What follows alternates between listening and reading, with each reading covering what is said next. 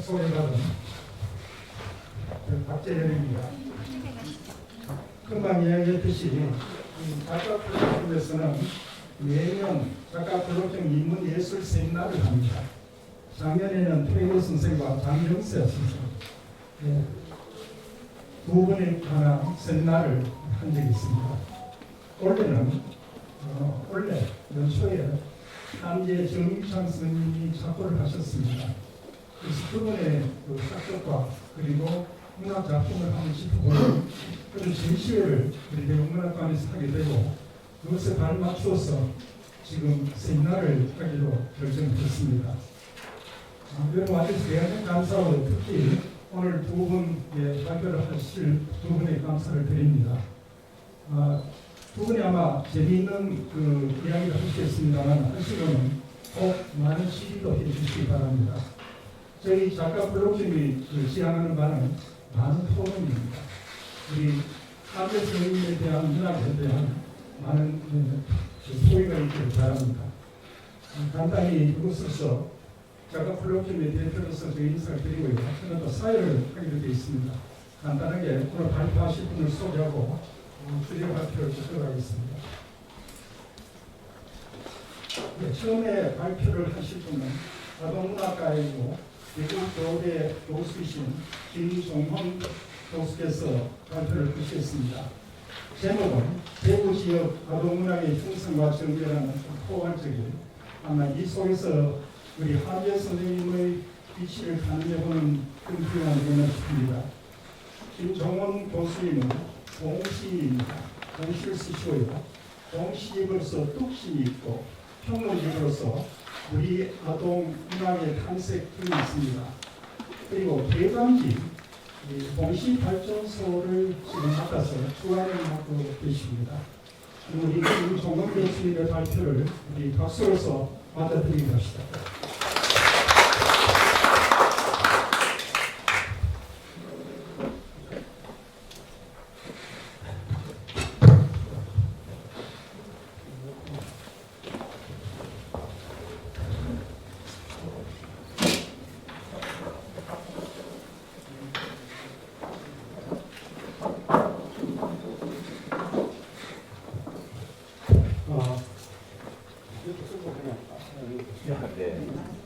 안녕하십니까, 김종헌입니다.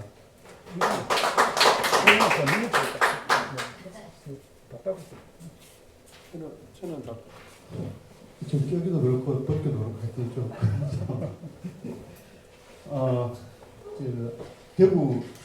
대구 아동문학, 대구 지역의 아동문학을 포괄적으로 했는데 그 자료는 여러분 가지고 계시는 거에 한글로 있습니다만 PPT 그림을 통해서 그냥 쭉 한 70년 정도 역사를 한번 그냥 스캔하듯이 훑어보도록 하겠습니다.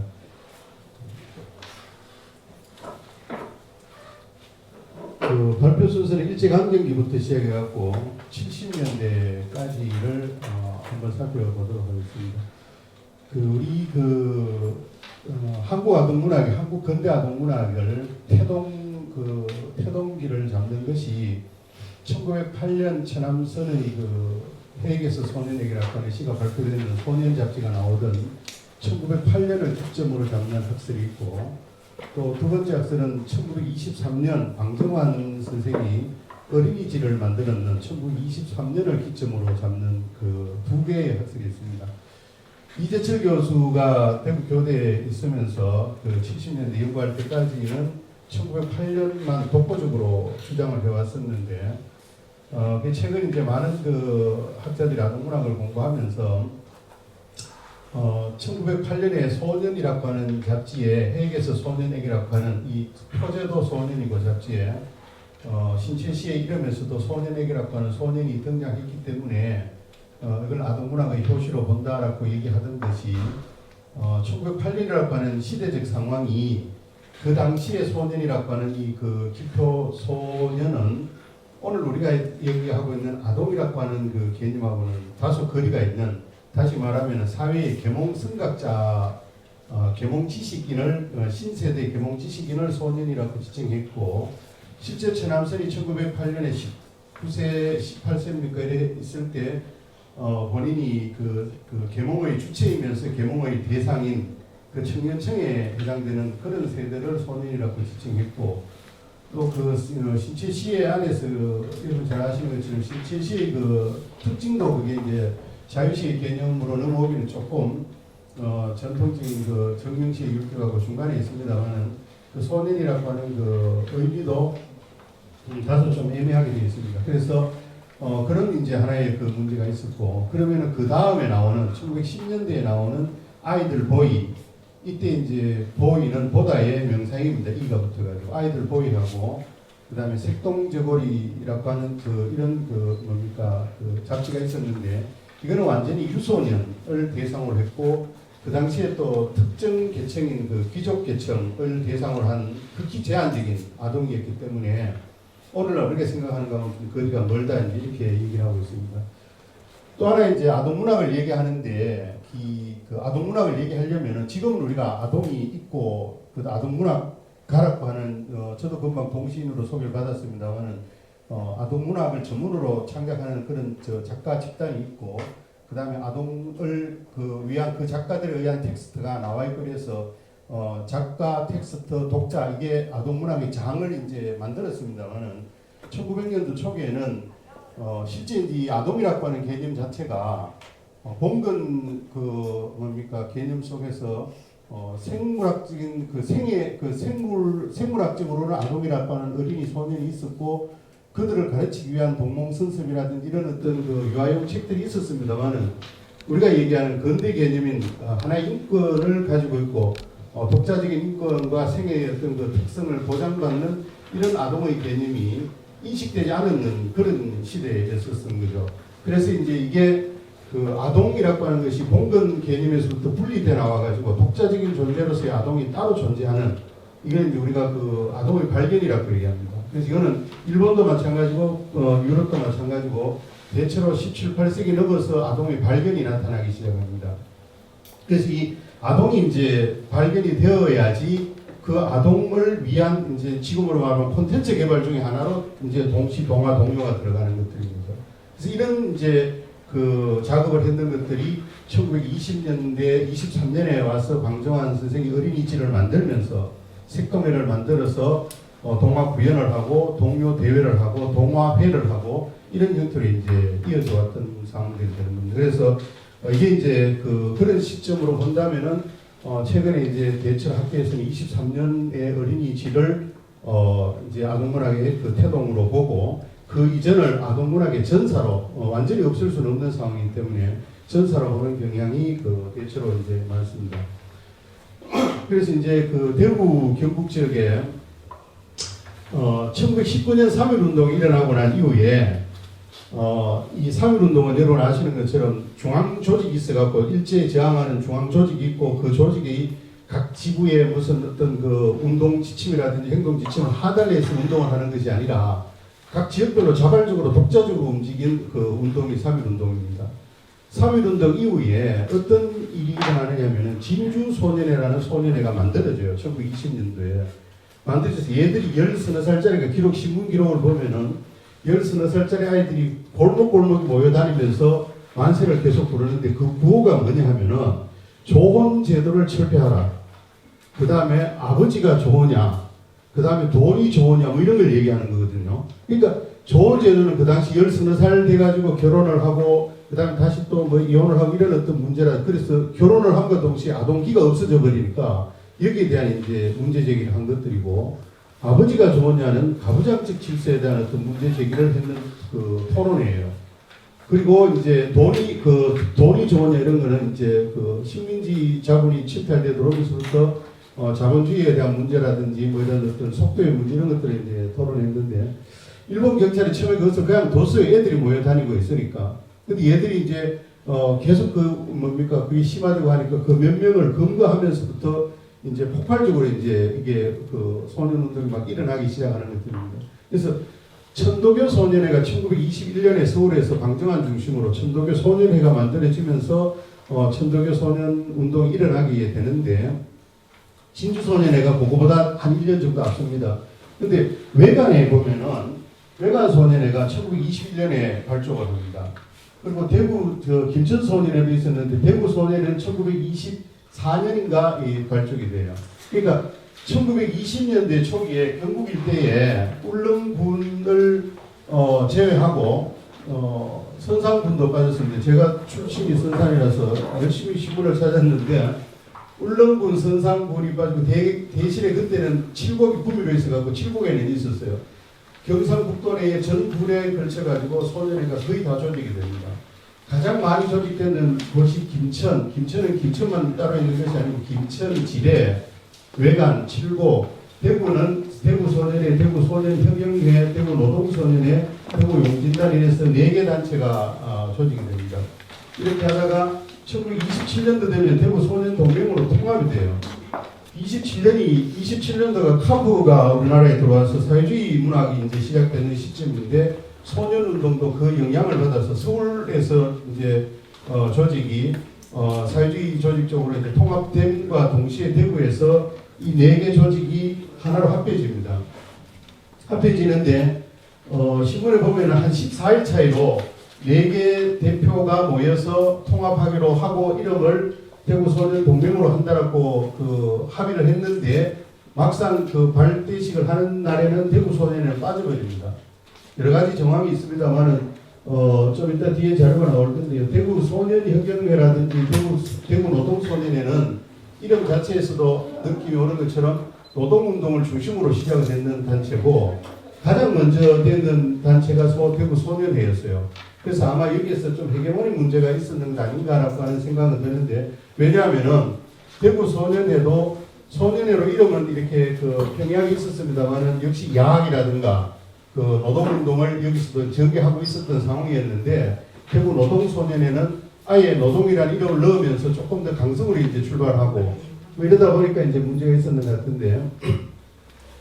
여하튼 이런 형태가 이제 전국적으로 소년운동이 시작되는 시점과 거의 같은 시기에 별동골이라는 잡지에 보면은 외관소년회를 1919년으로 소개되고 있어요. 발족된 게. 그건 아마 한참 뒤에 27년인가 나온 기록이기 때문에 어떤 글을 쓰는 사람이 회고에 의해서 쓰는 거라서 신빙성이 떨어지고 21년이라고 하는 거는 그 당시 동아일보라든지 조선일보 이런 이제 회가 발족되는 기사가 있어가지고 확인된 거기 때문에 아마 21년으로 보는데 이 얘기는 서울에서 우리 아동이라고 하는 아동이 이제 봉건사회에서 분리되고 그다음 또 근대 국민국가에 국민이 등장하듯이 근대 주체로서 아동이 등장하는 시기에 발맞춰 가지고 대구 지역에서도 자발적으로 움직였다라고 하는 것. 이게서 이제 소년운동이 되게 중요한 상황입니다.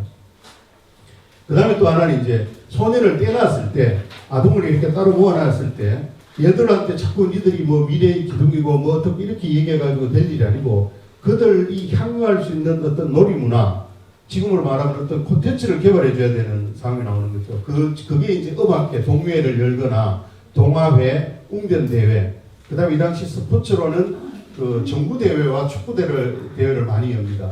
그래서 정구, 축구 이런 걸 하는데 이 소년회가 좀 파워가 있는 김천소년회라든지 대구소년회 이런 쪽에서는 다른 지방으로 순회 공연단을 조직해가지고 경남북 일대 부산, 울산까지 내려갑니다. 이 단체들이 가서 순회 공연을 14일 동안 돌아다니면서 하고 그때 중간중간에 방정환이 들어오기도 하고 이런 형태로 이제 움직여지는 그런 상황들도 그래서 이 소년회는 아동이라고 하는 근대 아동이 나타나기 시작했다는 점에서 의미가 있고 또 하나는 이제 소년 문예운동이 전개되는 거예요. 이제 여러 가지 콘텐츠 중에서 아동들에게 직접 글쓰기를 할 수 있도록 그리고 그 쓰는 글을 잡지를 통해서 이제 발표를 할 수 있도록 하는데 당시에 잡지가 23년에 어린이제가 나오고 그 다음에 신소년, 별나라 이런 이제 잡지들이 23년, 4년, 5년 쭉 이제 발간이 되는데 그런 잡지가 있었지만은 그게 잡지에 다 이제 수용이 안 되니까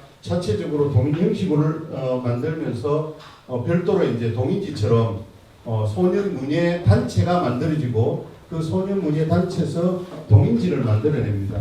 그런데 여기 이제 김천소년회는 제가 이제 왜 했느냐 하면은 이 김천소년회 25년 요때에 대구의 윤복진이라는 사람이 소년문사로 투고를 해가지고 여기에 뭡니까 보면은 화려하게 등단합니다. 그 제3부의 장문 부분에서 3등, 5등을 차지하고 동료 부분에서 1등, 3등 그러니까 뭡니까 한 대회에서 상을 이렇게 1등, 3등, 상문, 동료 이런 운문을 통해 가지고 윤복진이 이제 등장을 하게 됩니다.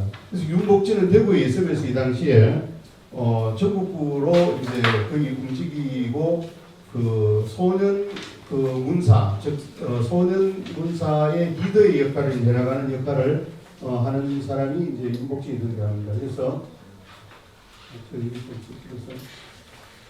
이게 이제 27년도에 어린이지에 나와 있는 소식입니다. 등대라고 하는 것이 대구 소년회에서 가나리아회라고 하는 이 소년문예단체가 이 등대라고 하는 어린이 동인지를 만들어 가지고 발간했다 이런 기사들이 이 당시 이제 나오고 있고요. 이거는 아까 봤는 소년운동 대구 노동소년회가 여기에 서승정, 이정목 여기 두 이자입니다. 이정목 노동공제회관 이게 이제 대구에 있는 여기에 이 회관을 통해 가지고 이 소년 단체가 뭡니까 발길하고 이제 차리지는 것들입니다. 그래서 이게 나중에 27년에 가면은 아까 얘기했던 대구 소년 동맹이 그 공간이면 이 공간이에요. 이걸로 짐작해 봤을 때 대구 소년회가 약간 이 시기에 27년쯤 와서 소외되는 거 아니니까 아까 이제 유출해 볼 수 있는 상황들이고 이걸 이제 동아일보에 대구 소년 동맹이 이렇게 그 회관하는 게 아까 얘기했는 이 노동공제회관 이겁니다. 이렇게 해서 이제 왔다는 그 기사 보도들이 나오는 거죠. 이렇게 해서 대구가 소년운동이 상당히 활발하게 움직이면서 일제강점기부터 소년문사가 이제 길러져 나왔다는 얘기입니다.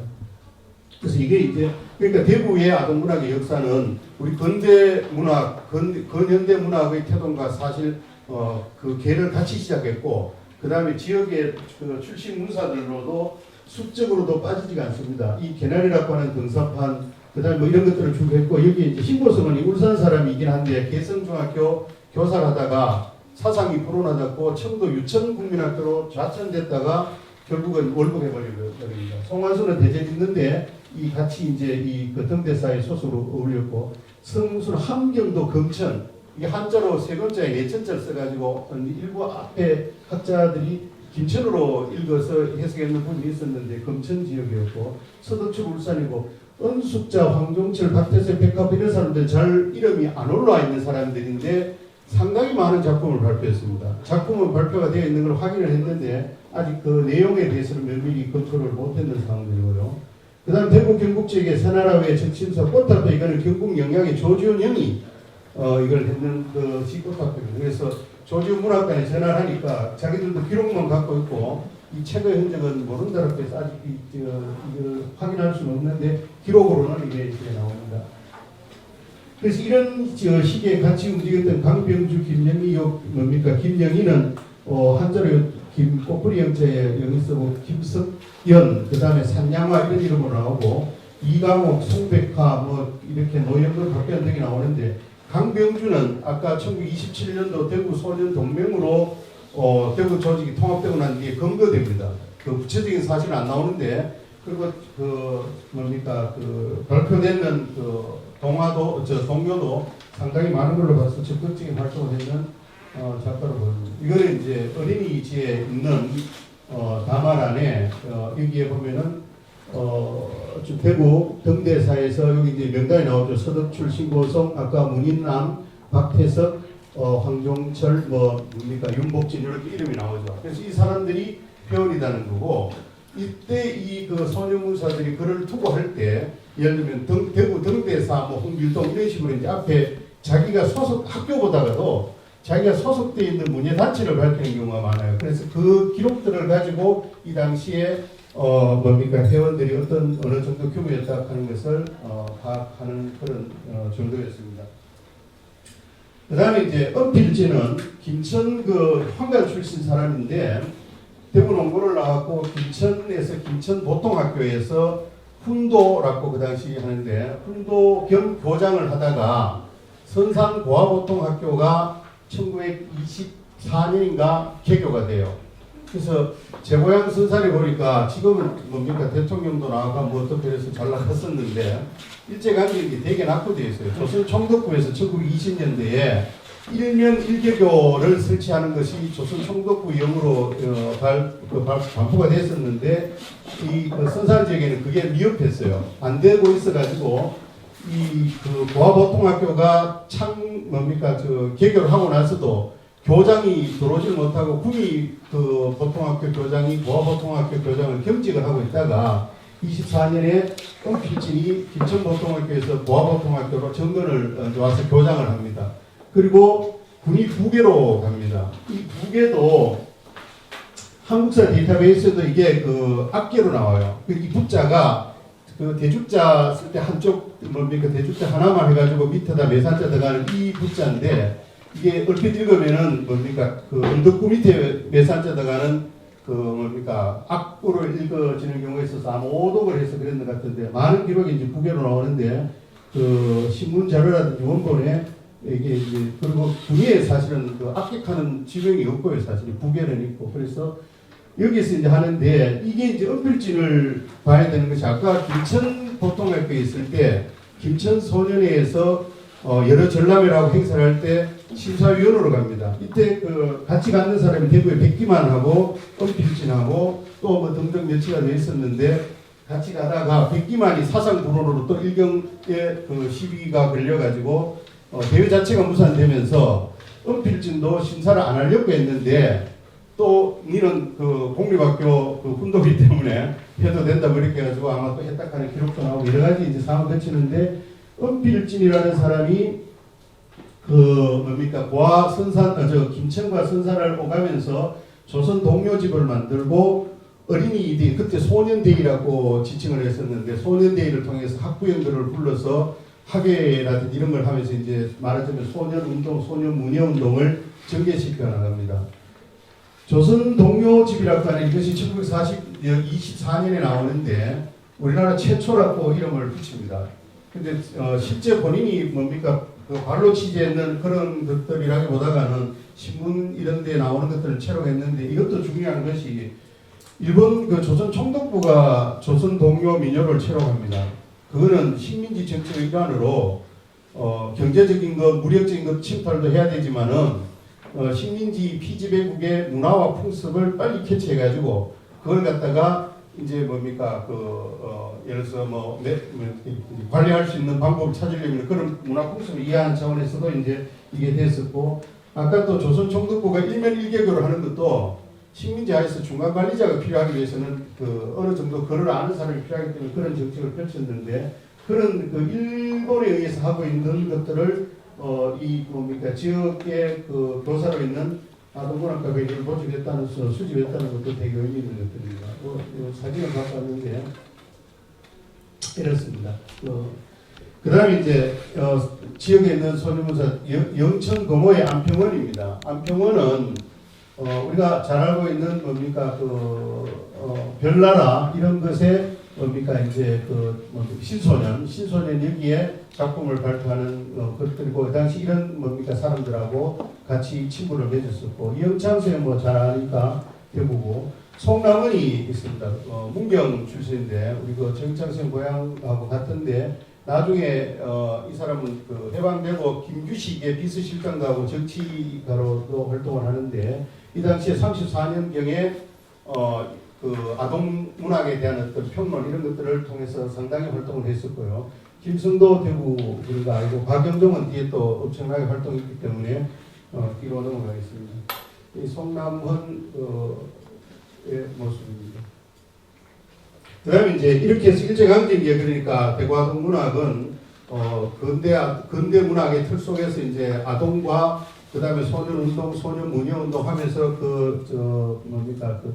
태동이 됐었고 해방이 되고 나서는 되게 빠르게 움직입니다. 45년 8월 15일 해방이 됐는데 12월 30일에 조선아동이라는 조직이 만들어집니다. 전국적으로 11월 30일에 45년 11월 30일에 서울의 의류문화사에 윤석중이 의류문화사에서 조선아동문화협회를 만들어요.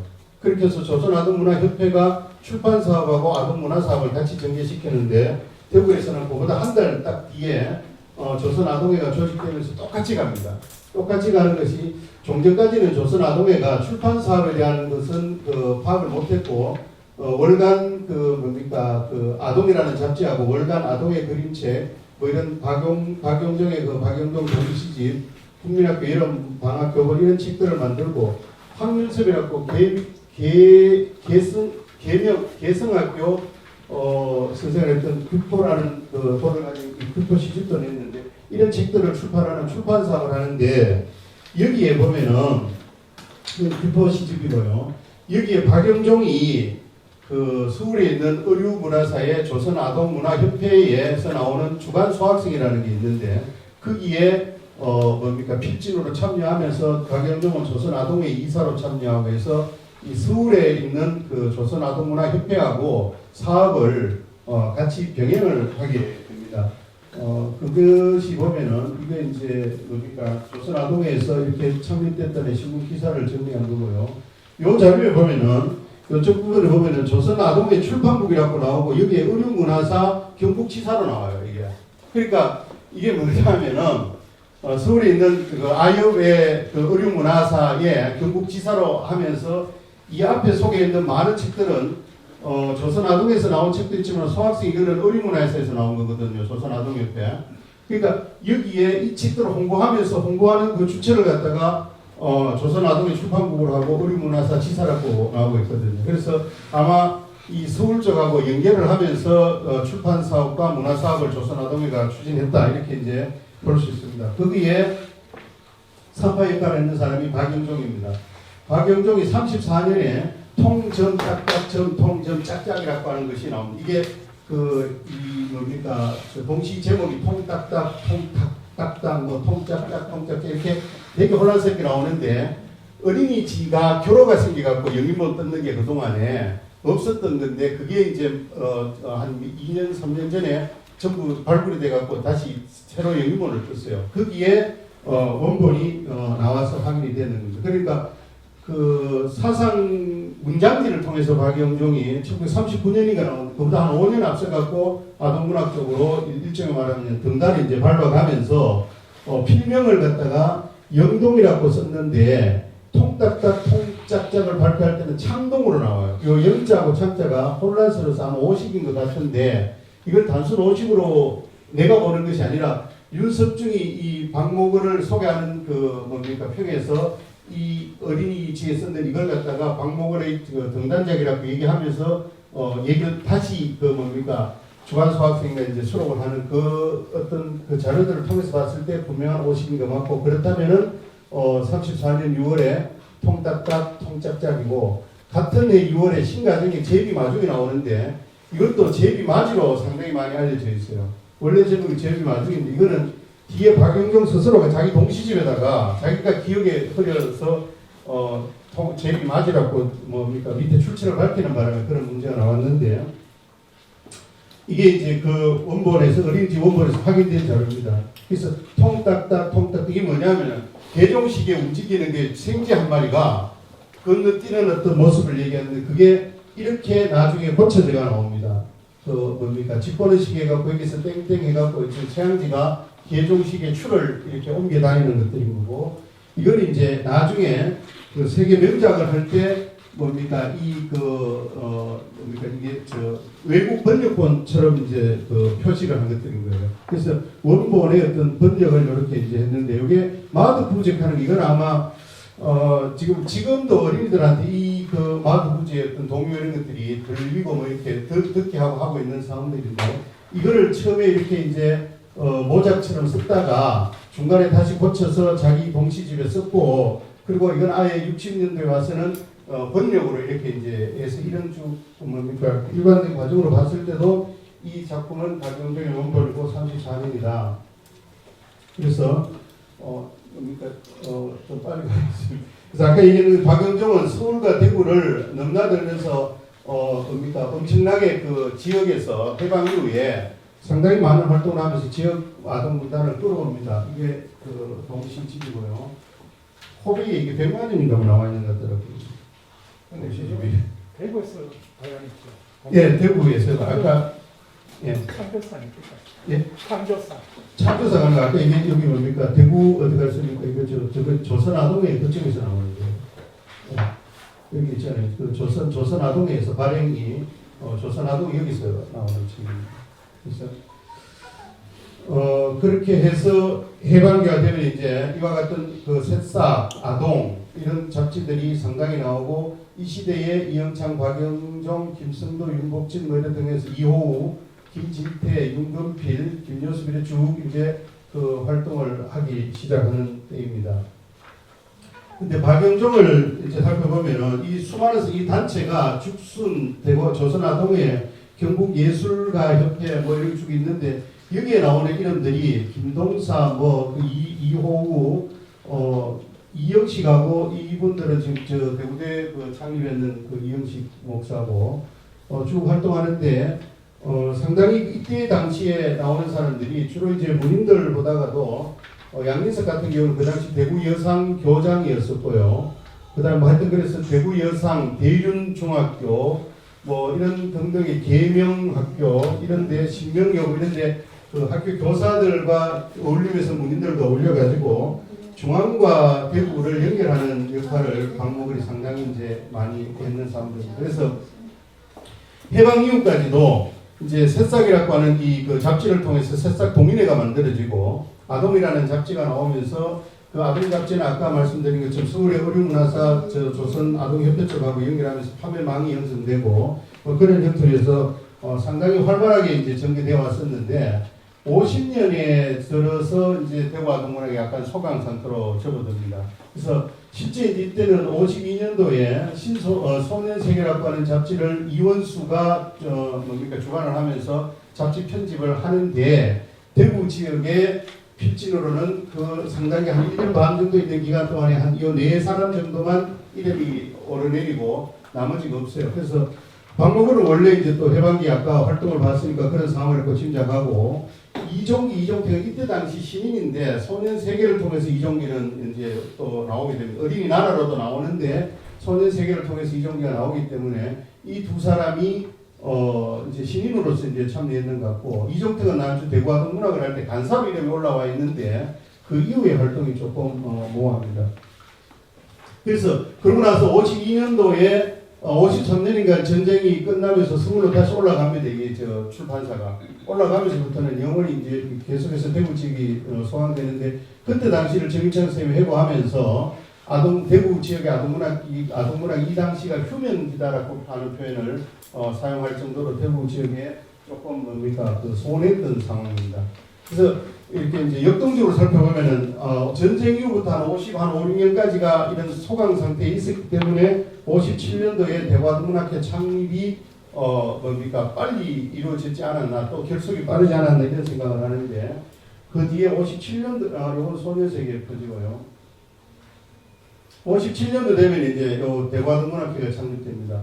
이 대구아동문학회가 얼마나 그 속전속도로 창립돼 가지고 활동을 전개했느냐면은 57년 3월 3일 날 창립을 하는데 그 이틀 전인가 3월 1일 날 조양회관 즉 원화여고 교장실에서 한 6, 7명이 모여서 이런 것을 다음에 올 때 이런 걸 하자라고 얘기를 하고 그해 4월 달에 동료 작곡집을 만들어 가지고 이 동료 대회를 대구국민학교 강당에서 합니다. 하고 나서 그 다음에 이제 달성공원에 어린이 헌장비를 그 이듬해 58년인가 어린이 헌장비를 이제 건립을 하고 이렇게 해서 움직여지면서 매년 이제 이 작품집이 나오게 됩니다. 요게 이제 대구 제가 대구아동문학회 총무할 때 이 자료집을 갖고 그 카페에서 넣었는데 국민학교 시화전 동요 작곡 문제 뭐 이렇게 회원 대가 운동 뭐 이렇게 쭉 이런 거를 회비를 어떻게 하기 이런 걸 하면서 여기에 이종두, 영고, 윤혜성, 개성, 이수기, 중앙국 그다음에 오계경유니까 상서회장이 주고 이런 이름들이 쭉 나와요. 그래서 이런 이름들이 나오고 난 뒤에 그다음에 여기 보면은 뭡니까 5월 시화전을 준비한다고 해놓고 한 달 땡겨갖고 4월달에 실제로 시화전이 진행이 됐고 3월 초 회합할 때 1작품 지참해서 바로 작품을 가지고 나오라고 얘기할 정도로 대단히 뭡니까 빠르게 되는데 이게 그 당시에 있었던 그 대구아동문학회 누구 필체인지는 모르겠는데 유필 저입니다. 그래서 여기 보면은 간사에 김성부하고 이종택이 나오는데 이종택은 대구와 동문학에서는 여기서 이름이 있는데 그 뒤에는 좀 빠지는 상황인 거예요. 이게 아까 얘기했는 뭡니까 저 동료 작곡집 아까 대구 국민학교 강당에 대탁하는 그 필터판 동료 집입니다. 여기 보면은 이때 당시는 대구 아동문학가 협회예요. 그러니까 57년 3월 3일 날 대구 아동문학가 협회를 출발해가지고 요 행사를 치르고 나서 그 다음에 바로 가협을 빼보고 대구 아동문학회로 이름을 바꾸기 시작합니다. 그러고 나서 이제 저 문학 창작뿐만 아니라 그 아동 글짓기 교육하고 대구 아동문예연구회 등이 수많은 아동 뭡니까 글짓기 대회를 대구 아동문학이 주최를 하고 대부분이 이 당시에는 이제 교사들이었기 때문에 교사들이 학교 현장에 가서 다시 교사 문예연구회를 또 꾸리고 뭐 이런 형태로 해서 이 글짓기와 관련되는 대구 아동연구회가 나중에 가면은 뭐 경북 아동연구회에서 전국 그 어린이 글짓기 교사 연합 이런 쪽까지도 막 이렇게 확대되는 그런 과정을 펼쳐가면서 70년대까지 이어집니다. 이게 63년도에 이런 아동 글짓기고 그 다음에 경북 아동 문예연구 뭐 이런 쪽이 전부 대구 쪽에 여기에 있던 그 앞에 대구 아동문화 회원들이 했는 것들 이건 이제 상주에서 시작했는 가지고 이제 그 교단 전국 교사 아동문학회까지 여기에서 나오는 그 뭡니까 기간지였었고요. 그 다음에 시민 발굴을 위해서 창주 아동문학, 그 다음에 한뜻 동인, 이때 동인들은 또 이제 교사의 문예 글짓기와 그 다음에 그 문학 작품하고는 약간 이제 구분 지으려고 하는 의미에서 시도된 것도 한데 그 당시에 보면 여기 이제 강준영 지금 계신 하청우 선생님, 김재수 상주에 계시고 노원호 그런 사람 다 지금 살아 계신데 손은상 선생님 모르겠는데 이분들은 다 지금 아직도 활동하고 계시는 분들이죠. 그러니까 대부분 쪽에서 이제 70년 되면은 글짓기를 통해 가지고 김종성 선생이 서울의 우수 뭐 국민학교로 나가고 신현덕 선생은 한국일보 소년 한국일보로 가고 뭐 이렇게 해서 전국적으로 또 이제 그 지역 작가들이 활동 그 영역이 넓어지는 그런 어떤 상황들이 나타납니다. 창조 아동문학상이 처음에 시작될 때고 지금은 이게 마지막 컴플렛입니다. 지금은 재정 문제로 중단된 걸로 알고 있고요. 이거는 이제 그 한뜻 동인들의 사진들인데 여기 백천 선생도 있고 뭐 강준현 선생하고 좀 들어 있습니다. 이게 이제 좀 뭐냐면은 좀 자세히 말씀드릴까 하는데 한국아동문학회하고 한국아동문학가 협회하고가 1970년대 되면 분리가 돼요. 그 5.16 쿠데타 이후에 언론 그 통폐합처럼 문인 통폐합이 하나로 한국문인협회로 다 통합됐다가 70년대 되면 이제 분리가 다시 나타나는데 그때 이원수 계열하고 김영일 계열 이렇게 이제 나누어서 이원수 쪽에서 한국아동문학가 협회라고 하는 것이 한국문인협회에서 이탈해 뭐 탈퇴해 나와가지고 새롭게 문학 단체를 만듭니다. 그러니까 한국아동문학회는 원래 54년에 김정일이 창립했는 단체이기 때문에 다시 말하면 재창립하는 쪽이죠. 이쪽에서 한 부류가 빠져나가니까. 근데 대구 쪽은 이때 전부 이원수 선생이 만드는 한국아동문학회 협회에 다 들어갑니다. 그러니까 이때 당시 한국아동문학회 협회 회원이 100명 정도 되는데 대구 아동문학회 한 23명쯤 나오고 대구 아동문학회 소속한데 경북 일대까지 합하면은 한 30명 가량이 뭡니까 한국아동문학회 들어가요. 그래서 이건 이제 이념으로 따라갔다기보다는 이 당시에 여기 고문을 맡은 사람이 이응창 그 다음에 정희창, 김선도 이런 그 선생들이 그 이원수 선생하고 뜻을 같이 하면서 이 한국아동문학협회 고문 또는 부회장 이런 쪽에 이제 그 직함을 가지게 되니까 그런 어떤 영향력이 있었는 것 아닌가라고 하는 생각도 들고요. 문제는 이제 김영일 선생을 해서 1970년에 한국아동문학이 다시 이제 재창간이 됐는데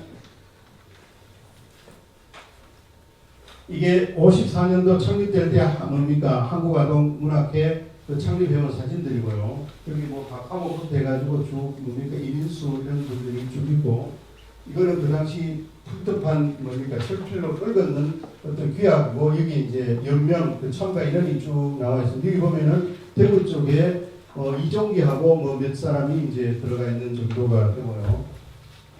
이게 이제 우리 아까 좀 이따 전시실 가시면은 나와 있는 정희창 선생님 그 뭡니까 나중에 그 도서를 가져올 때 그 속에 있었던 책 이게 한국아동문학 그 해가 만들어지고 난 뒤에 58년인가 이게 이제 이때는 분리되기 전에 어떤 상황들입니다.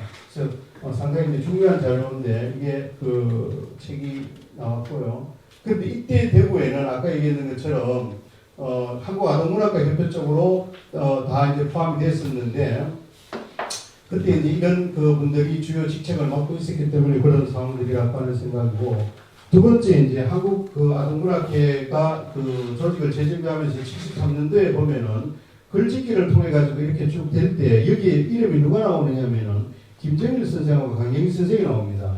이게 이제 한길아동문학회를 창립했는 분이고 지금 영남아동문학회입니다.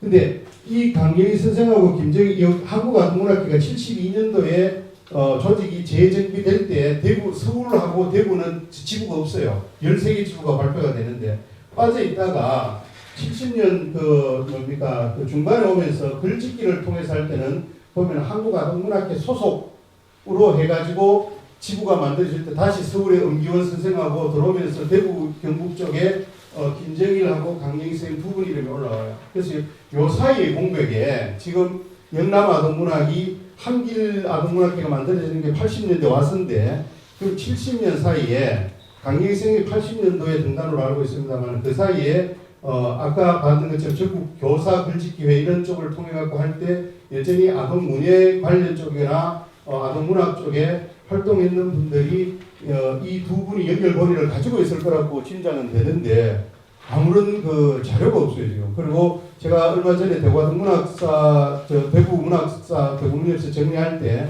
대구아동문학을 할 때도 그 영남아동문학은 80년부터 기점을 잡아갖고 얘기를 하고 있기 때문에 요 공백을 좀 누군가가 찾아가면서 외우면은 대구는 문단이 분리될 때도 같은 형태로 뭡니까 풍성하게 다양하게 이제 문단이 움직여져 있었고 태동기인 일제강점기부터 시작해가지고 70년대까지 한국 근현대 문학의 태동과 전개 과정하고 똑같은 맥에서 출발하면서 거기에 움직이는 아동문학가들의 어떤 그 수적인 면이나 또는 그 문학 작품의 질적인 면이나 어느 쪽에서도 뒤처짐이 없이 대등한 어떤 상황을 가지고 아동문학이 지금까지 전개돼 왔다 이렇게 이제 얘기할 수 있고 지금 한 6개 단체가 대구에 아동문학만 있는데 그 단체의 어떤 것들도 이런 그 영향, 기저 속의 바탕 속에서 움직이는 것 아닌가 라고 하는 생각이 들면서 이 부분에 대한 것을 제가 애정을 가지는 것은 지금 흩어져 있는 대구 아동문학 단체가 6개가 사실은 이제는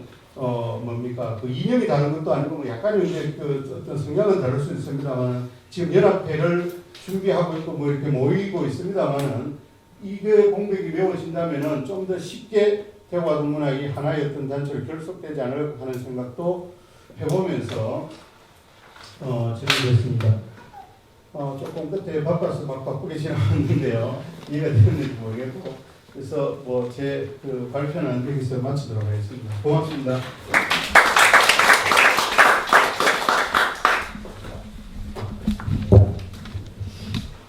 지금 질의응답을 다 했으니까 혹시 질문 있는 분 한 두 분 정도 받고 계속하도록 하겠습니다. 그리고 박청호 선생님도 마친 뒤에 그때 또 질문 받도록 하겠습니다. 한 두 분 정도만 받아보겠습니다.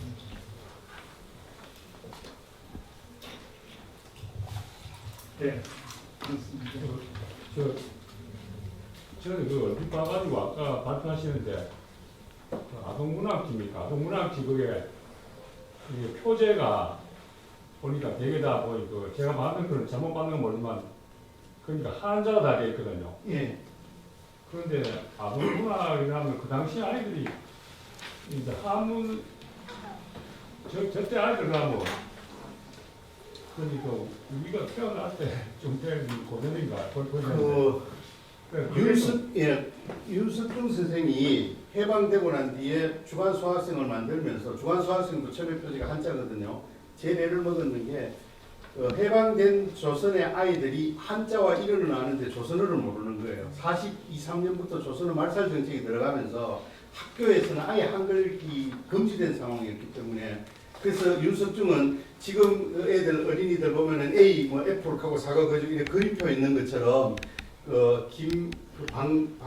방인환인가 갑자기 그 작가를 그림 작가 하나 통해 가지고 그림을 그려 가지고 가직하고 가직을 이 그림표를 만들어서 보급할 정도로 한글 그 운동을 했거든요. 그러니까 이 당시에는 오히려 한자가 훨씬 더 편한 시대였다고 이제 그렇게 알고 있습니다.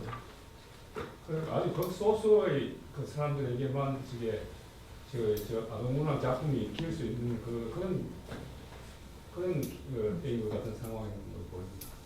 그러니까 일반 아이들은 뭐 한글도 모르고 뭐 한문도 물론 모르고 그러니까 그 아동문학 그 당시 아동문학은 극소수 사람에게만 익힐 수 있었는 거 아니겠나 그랬습니다. 판매 부수를 보면 그렇지는 않아요. 또. 상당히 이게 해방 이후에는 판매 부수가 되게 많습니다. 예, 그래서 조금 코로 참 좋은 질문이었습니다. 저도 왜 한글을 그리 많이 썼나 궁금했는데 그 이유가 있습니다. 그래서 제가 한 가지만 아주 간단하게 전달하겠습니다. 선생님은 지금까지 교수님은 그 외형적인 그 모임 어떻게 모였다가 어떻게 또 다른 걸 바뀌어왔는데 이 동시나 동료가 가지는 주제면에서도 시대가 변하기 때문에 상당히 변화가 있을 듯한데 간단하게 정리됩니다. 큰 틀에서 아까 그래서 제가 한국아동문학협회가 분리될 때 대구 쪽 이원수를 따라갔는데 이원수는 현실주의를 표방하면서 김영일의 그 어떤 그 관념적인 아동이라든지 환상적인 거라든지 이런 어떤 것들에 이제 좀 반발을 하면서 뛰쳐나왔는데 대구 아동문학 연간집에서 나는 그런 어떤 성향이 크게 안 나타나요. 여전히 계몽과 반공으로 이제 나타나는데 아동문학의 큰 줄기로 보면은 70년을 기점으로 지금 그 질문하신 것처럼 그런 어떤 뭡니까 그 관념적인 어떤 동심에서 벗어나서 현실로 들어오는 거. 그다음 특히 80년 중간 이호덕이 나타나면서 한 차례 더 거쳐졌고, 그다음 최근에 와가지고는 이제 거기서부터 또 아예 더 이제 다른 형태로 나오면서 그 하나의 유의의 어떤 그 놀이판 중심의 어떤 그 성향을 띠는 작품들로 옮겨져 오는 이런 형태 큰 줄기에서 변화가 좀 있었습니다. 간단한 질문을. 예.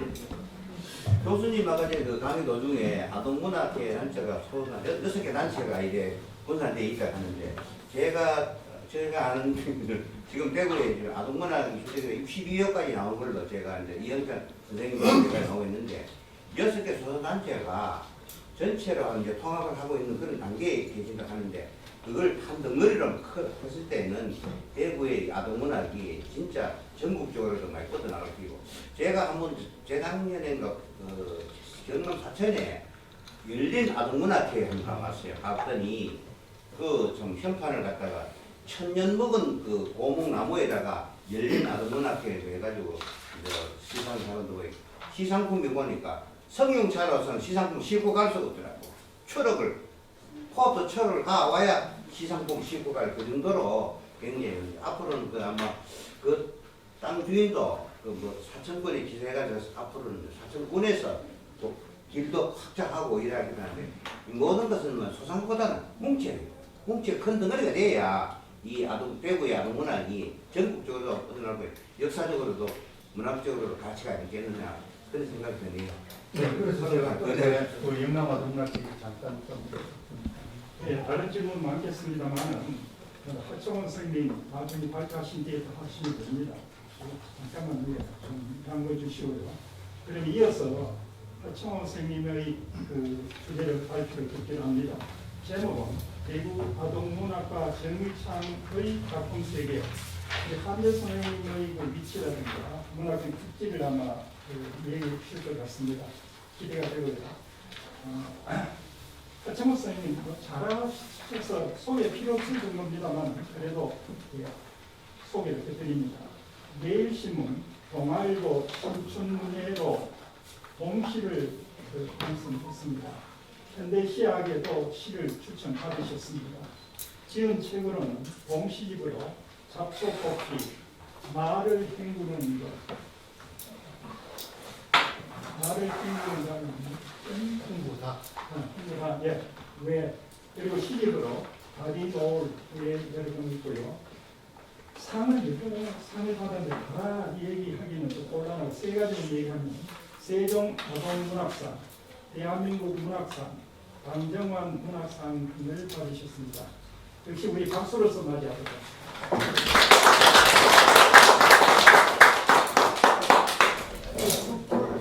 나를 이거 안 쓰니까 불좀 네.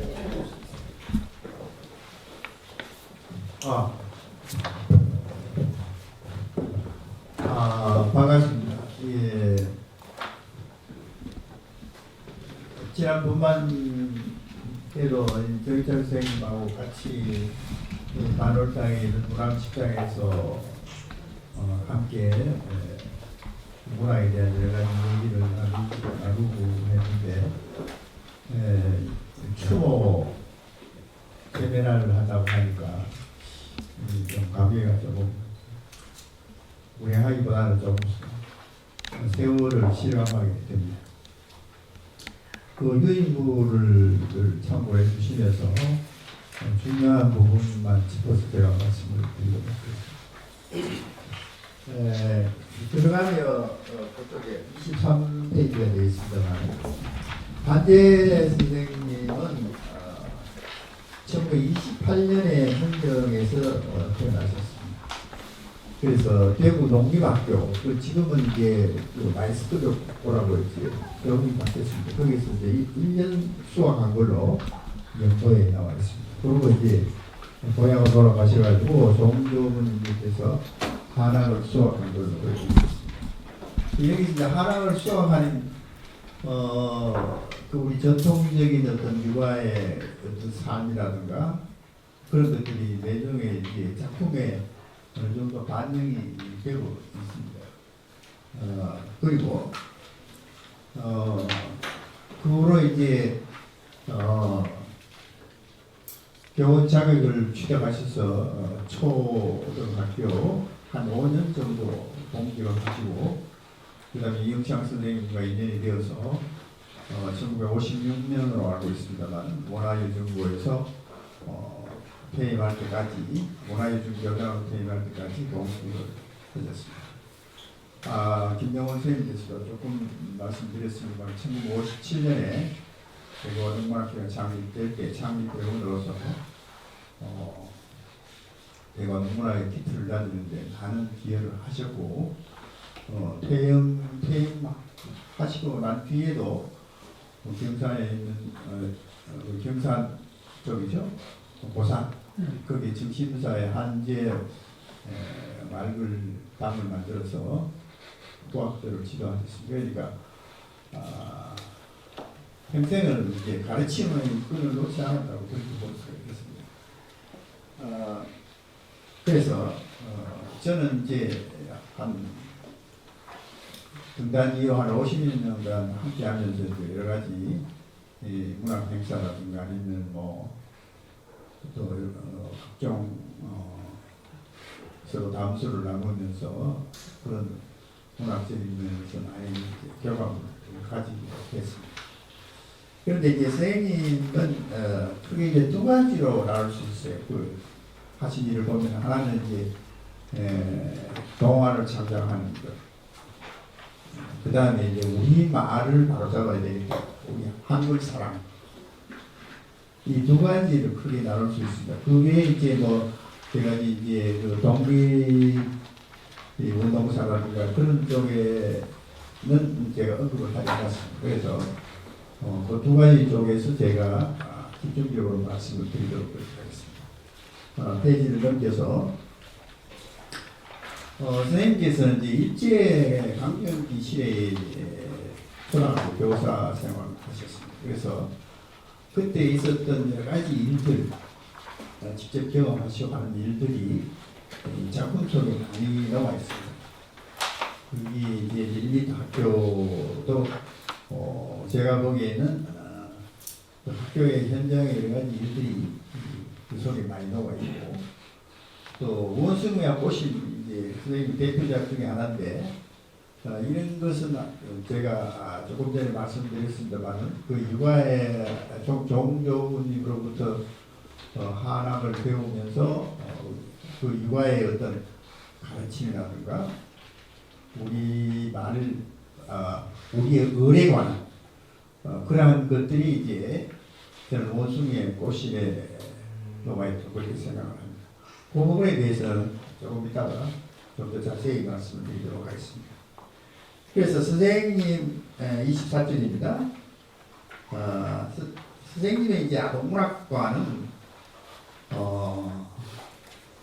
거기에 제가 기록을 해놨습니다만 이 교육적 아동문학, 특히 이 글을 쓰는 사람은 우리 말글을 바르게 쓰고 바르게 또 그 아이들이 가르쳐야 한다는 것이 확고한 선생님의 그 소신이었습니다. 특히 아동문학과는 그 글을 아이들이 읽기 때문에 더 우리 말글에 대한 정확한 표기와 우리 말글에 대한 그 사랑이 누구보다도 더 많아야 한다 하는 그런 신념을 가지고 작품을 쓰시고 또 우리가 그 연수회 같은 걸 할 때에도 그런 쪽에서 많이 강조를 하셨습니다. 그래서 항상 그 사전을 옆에 두고 우리 한글 사전 옆에 두고 항상 그 사전을 찾아가면서 정확한 표기를 쓸 수 있도록 그리고 문장이나 이런 것들도 굉장히 엄격하셔서 바른 문장을 쓸 수 있도록 그런 면에서 굉장히 많은 기여를 하시다고 그렇게 생각합니다. 저 자신도 선생님의 그런 어떤 영향을 받아서 그 바른 문장을 쓰기 위해서 굉장히 노력을 많이 했습니다. 그 구체적으로 이제 말글 사랑에 대한 실천을 보면은 뭐 한글학회 정의원이라든가 유양 한글 문화사업회 총무라든가 예술의 전국 대표 이렇게 구체적으로 이제 실천할 수 있는 어떤 조직체에 참여하시면서 또는 대표를 맡으면서 이것을 구현하기 위해서 많은 노력을 했다. 저는 그렇게 생각합니다. 그 다음에 25쪽으로 가겠습니다. 자, 밀비터 학교는 선생님의 대표작 중에 한 편인데 이 작품이 그 요즘 이제 일부에서는 이 AI 인공지능과 관련 지어서 얘기를 많이 합니다.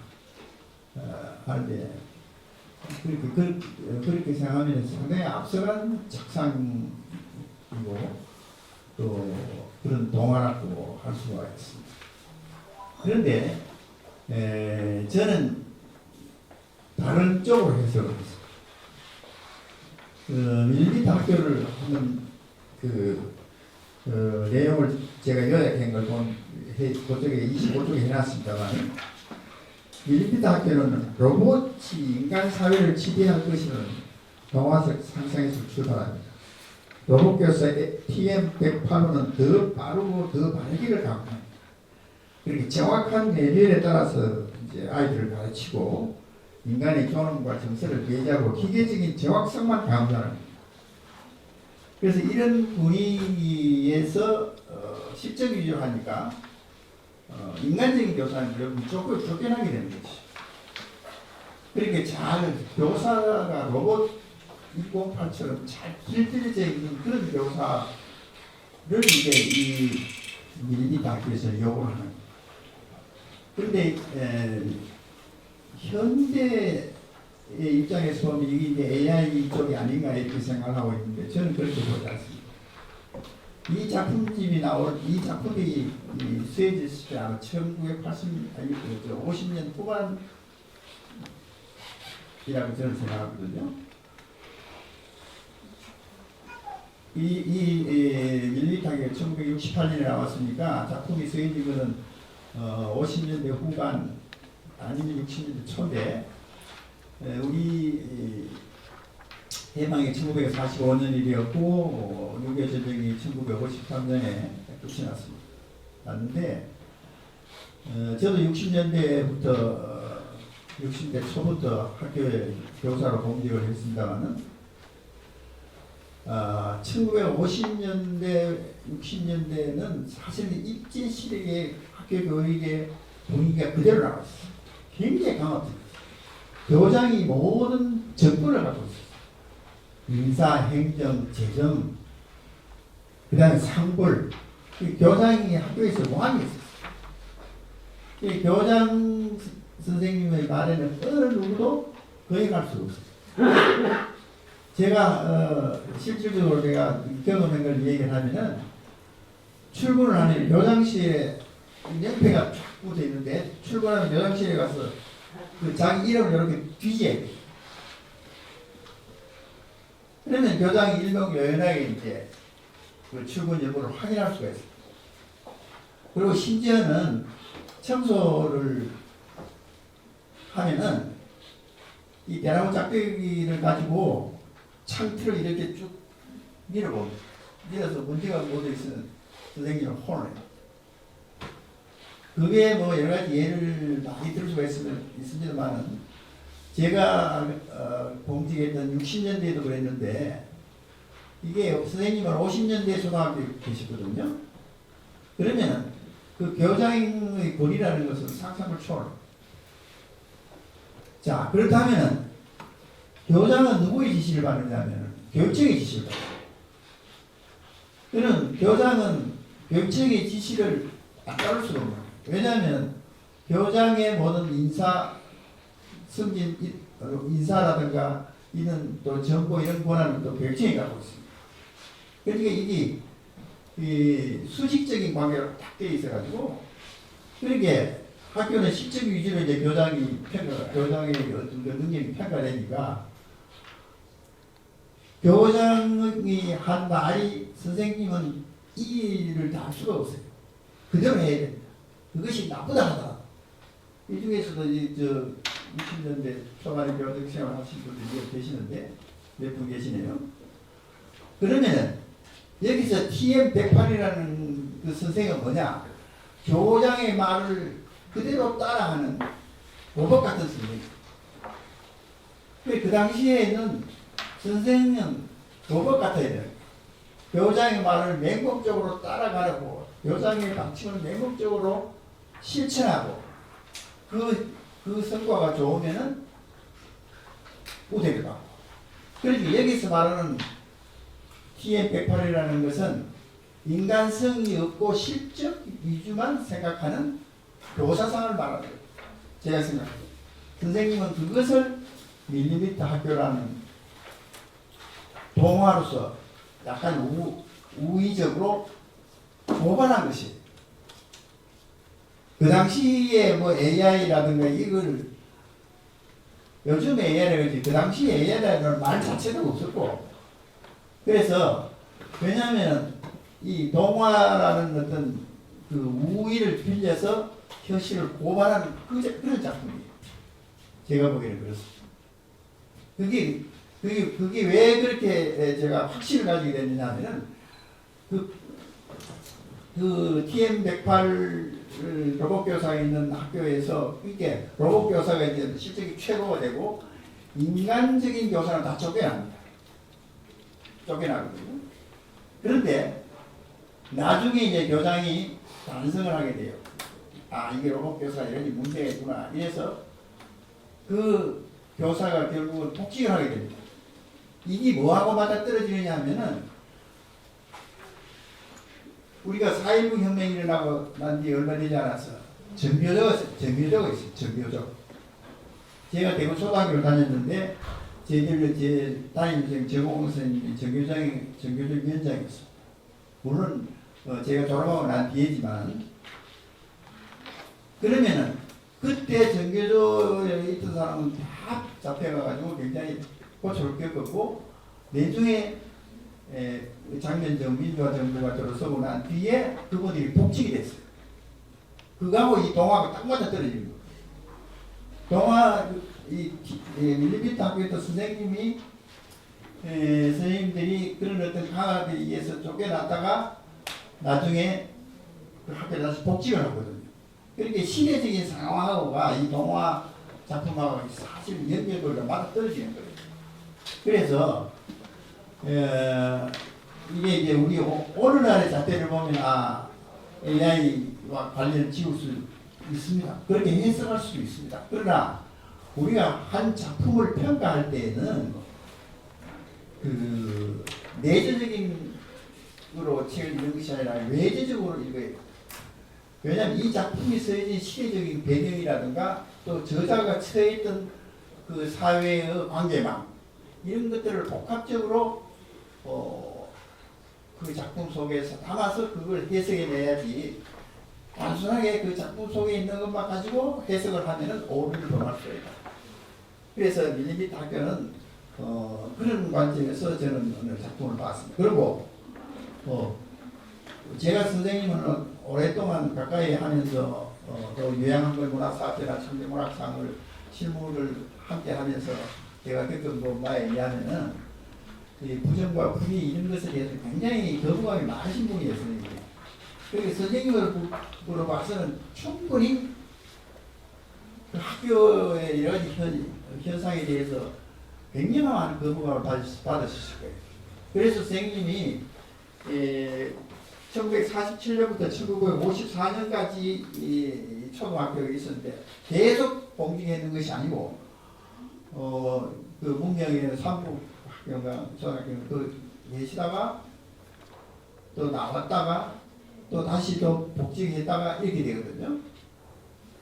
일제시대 이제 일제강점기 때 또 근무하시다가 나왔다가 다시 또 복직하시다가 그리고 나중에는 이제 중등학교 교원장에 패스하고 고등학교 교원장에 패스해서 1956년에 이제 이영창 선생님과 있는 원화여고 자리를 옮깁니다. 이게 원화여고는 이제 공립이 아니고 또 이영창 선생님이 워낙 또 인품이 훌륭한 분이시고 이러니까 아마 그런 분위기는 아니었으라고 생각합니다. 그래서 이 작품이 쓰여진 배경은 선생님께서 일제강점기 시대의 학교의 어떤 분위기 그리고 해방됐을 때 일제강점기 시대의 학교 분위기가 그대로 살아남았는 1950년 후반대의 그 학교 분위기를 이렇게 동화로 우기적으로 표출한 것이 아닌가 저는 그렇게 생각합니다.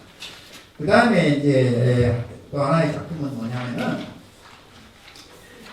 그 송기떡이라는 작품입니다. 송기떡은 뭐 이건 그 선생님께서 일제강점기 시대 때 초등학교 때 송기떡이 여러분 잘 아시지만 그 소나무를 이제 껍질 벗기면 그 안에 이제 아주 그 속껍질이 나오잖아요.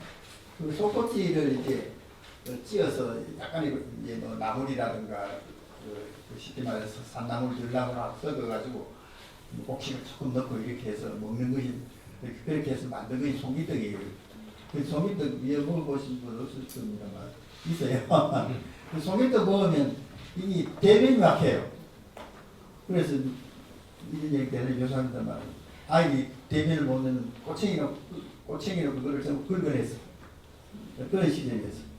근데 이 송기떡이라는 이 작품은 이제 바로 이걸 주제가 드러나죠. 그거는 뭐냐면 일본 일제강점기 시대에는 우리말을 쓰지 못했어요, 학교에서. 그래서 우리말을 쓰게 되면은 이게 그 볼로 뭐를 하냐면 이렇게 어깨띠를 두르고 우리말을 쓰자. 여기서 말하는 우리말이라는 건 일본말입니다. 우리말을 시작하는 그 띠를 두르고 벌청소를 해야 되는 거예요. 그 얘기예요. 그 얘기를 하시면서 이제 나라 사랑 그리고 모국어를 잃어버린 우리 민족의 어떤 비애 같은 그걸 이제 송기떡을 통해서 표출한 것입니다. 그래서 송기떡은 뭐 그 주제가 너무 확실히 드러나니까 더 이상 제가 언급을 하지 않아도 국보를 잃어버린 그 시대 그리고 선생님께서 이제 그 시대에 교사를 하셨으니까 그에 따른 어떤 그 쉽게 말하면 국권을 잃어버릴 때 어떤 비애와 슬픔과 울분 이런 것들이 이제 가장 적나라하게 드러나는 것이 이제 송기떡이라는 작품입니다. 그 다음에 선생님 이제 대표작이 수 있는 이제 원숭이 꽃이 있습니다. 이게 이제 교과서에도 실려 있고 굉장히 이제 이게 명작, 굉장히 명작. 바이성 선생의 이제 바이나라 아기였다는 그게 버금갈 수 있는 아주 좋은 작품인데, 근데 이 작품도 이제 그 일부 평자들이 생각하기에는 이걸 내판자본이라는 어떤 정치적인 용어를 거기다 끌어들였어요. 그러니까 자본가와 노동자의 어떤 그 대립관계로 이 작품을 보고 있는데, 선생님 성경으로 봐서는 내판자본, 그러니까 1956년 그때 우리나라의 GDP가 내가 조사를 해보니까 $56였었어요. 최빈국이에요, 우리나라가. 세계에서 태국이 빈국인데 공장장은 공장이 없어요. 없는데 무슨 매판 자본이 우리나라에 들어와서 노동자를 착취한다는 것은 그때는 우리나라의 그 현대적인 개념의 경제가 존재하지 않았어요. 원시 시대에 농경 사회가 그대로 유지된 그 시대이거든요. 그래서 현재 그 잣대를 보면은 그렇게 생각할 수 있지만은 이것도 아까 말한 것처럼 외래적으로 작품을 분석을 해보면은 그렇지는 않다. 제가 서두에 말씀드렸습니다만 선생님께서 경조부에게 한학을 배우셨잖아요. 그리고 선생님이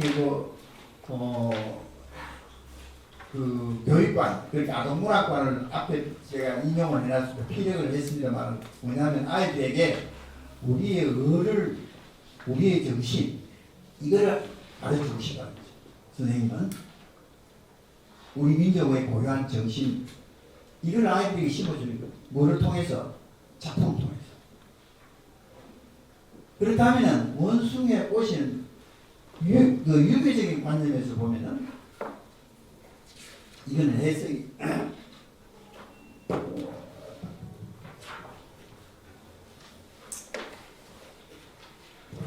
바로 해석할 수가 있습니다. 왜냐하면은 이 원숭이 꽃이는 여러분이 잘 아시지만은 그 오소리한테 이제 꽃이는 이제 처음에 공짜로 이제 받아 신습니다. 심이 좋잖아요. 근데 이게 계속 씨를 싣다 보니까 나중에는 씨를 안 싣으면 아파서 이제 다닐 수가 없는 거예요. 근데 이제 오소리는 굉장히 비싼 값으로 이제 뭡니까 꽃을 팔아요.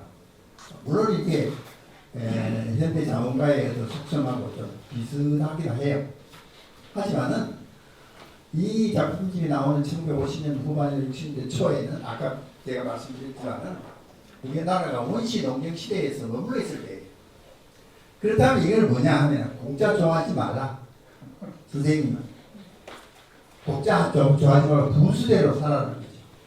그래서 이 작품을 통해서 이거는 상당히 그 교육적인 의미가 많이 내포되어 있는데 공짜 좋아하지 말고 분수대로 살고 바르게 살고 그렇게 사치스럽고 허망된 꿈을 버리라는 그런 어떤 육아의 어떤 도덕적인 그런 어떤 의미가 이 원숭이의 꽃에 많이 담겨져 있습니다. 이게 뭐 매판자본이라는 그런 어떤 경제적 용어라든가 정치적인 용어가 아니고 저는 그렇게 보고 있습니다. 그리고 선생님이 성경으로 봐서 그렇게 그 경제학 용어라든가 또는 뭐 아니면 정치적인 그런 것을 작품 속에 끌어들일 것이 아니, 선생님 성경을 봐서는 아니라고 생각합니다. 그리고 그런 작품들이 없어요, 사실은. 그래서 선생님이 이제 작품집이 많이 나와 있습니다. 많이 나오는데 그게 이제 뭐 여러 가지 왕사라든가 또 독립운동에 관한 여러 가지 글들이 많습니다. 많지만은 순수한 아동문학 작품은 딱 두 건이에요. 딱 두 건이. 그래서 거기에 있는 작품들을 우리가 면밀히 분석을 해보면은 방금 선생님께서 제가 서두에 말씀드린 어떤 아이들에게 바른 정신을 심어주고 아름다운 꿈과 인격을 보양시킬 수 있는 그런 작품을 쓰겠다. 이렇게 교육적인 아동문학관이 그렇게 본다면 이거는 육아의 그 도덕적인 삶 그걸 그렇게 작품을 분석하는 것이 저는 생각하고 있습니다. 자, 그러면 이제 어느 정도 마무리를 해 나가겠습니다. 영장 선생님은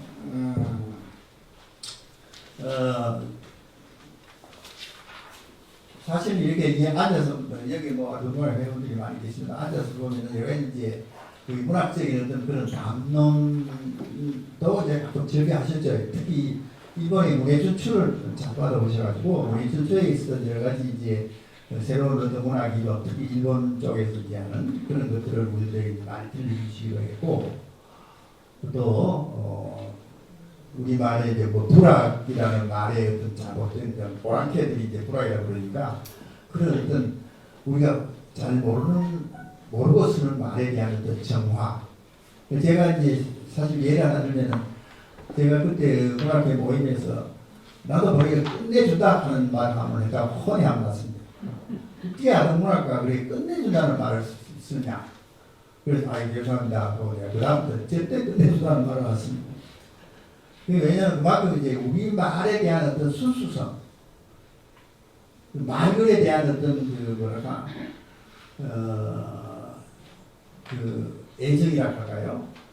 그리고 우리 말글에 대한 어떤 일제의 잔재를 드러내는 일들 그런 데 굉장히 관심이 많았어요. 그래서 일부에서는 선생님이 이제 작품을 평가하시잖아요 하면은 이제 그 문학적인 어떤 그런 것보다는 그런 것도 물론 있지만은 그리고 대체적으로 어떤 쪽에 관심이 많았느냐 하면은 문장이라든가 말글 표기 쪽에서 굉장히 관심을 많이 가지셨어요. 그래서 일부의 이제 젊은 문학가들이 어떻게 그 우리의 말글이라는 것은 그 작품을 표현하는 하나의 수단인데 말글이라는 거, 글이라는 게 문자라는 건데 너무 말글에 너무 그렇게 옥죄이면은 그 생각을 자유롭게 펼칠 수 있는 어떤 동화적 상상력이라든가 문학적 상상이 많이 제한을 받지 않느냐 이렇게 이제 일부에서는 얘기했는데 선생님한테는